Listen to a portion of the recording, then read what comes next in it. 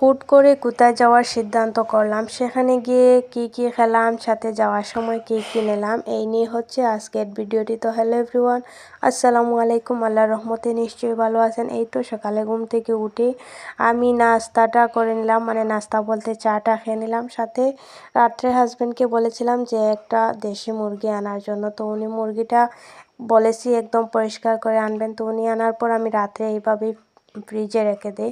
সকালে ঘুম থেকে উঠেই চাটা খেয়ে একটু সময় কিছু কাজ ছিল সেগুলো করে মুরগিটিকে ভালোভাবে কেটে ধুয়ে পরিষ্কার করে এটির মধ্যে হলুদ মাখিয়ে এটিকে বেজে নিলাম।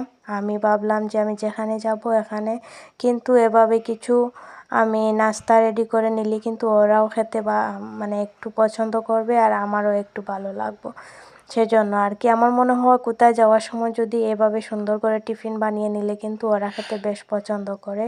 আসলে না, আমাদের যে বাইরে থেকে অনেক মিষ্টি ফ্রুটস এগুলা কিন্তু সব সময় নেই, বাট মাঝে মাঝে মনে হয় এভাবে কোনো মানুষের জন্য কিছু পছন্দ করে রান্না করলে সেটা সামান্য কিছুই হোক না কেন এরপরেও অনেক ভালো লাগে আমার। আপনাদের এরকম টিফিন বানিয়ে কোথায় গেলে কেমন ভালো লাগে অবশ্যই কমেন্ট করে জানাবেন।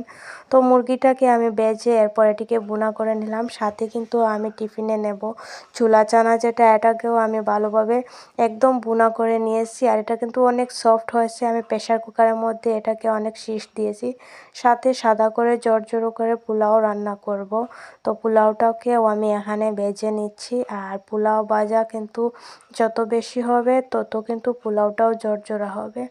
এরপর রান্নাবান্না শেষ করে আমি কিন্তু সব কয়টি রান্না টিফিনের বক্সের মধ্যে ভরে দিলাম। এখানে কিন্তু মুরগির মাংস, ছোলা চানা, এরপর যে আমি ডিম পোলাও সেগুলো রেডি করে কিন্তু বক্সের মধ্যে ভরে, বক্স বলতে মানে টিফিনের মধ্যে ভরে এরপর আমি আমার হাজব্যান্ডকে কিন্তু অনেক রিকোয়েস্ট করলাম যে আপনি চলে আসেন, আমরা কিন্তু বেড়াইয়ে আসবো।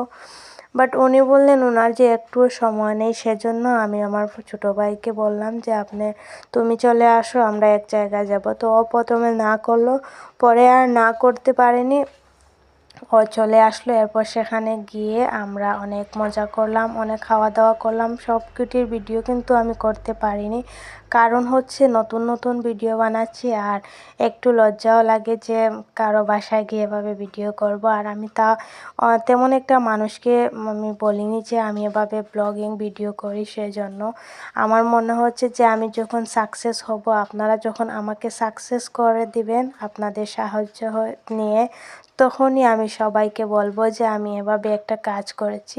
অন্যথাও মানুষ অনেক কিছু মানে বলবে, মানুষের তো অনেক রুচি আছে বলার।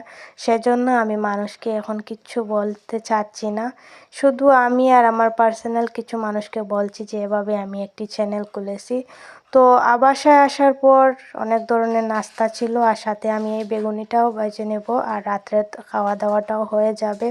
তো আজকের ভিডিওটি এই পর্যন্তই। আপনাদের কেমন লাগলো আপুরা অবশ্যই জানাবেন। সবাই সুস্থ থাকেন, ভালো থাকেন। আল্লাহ।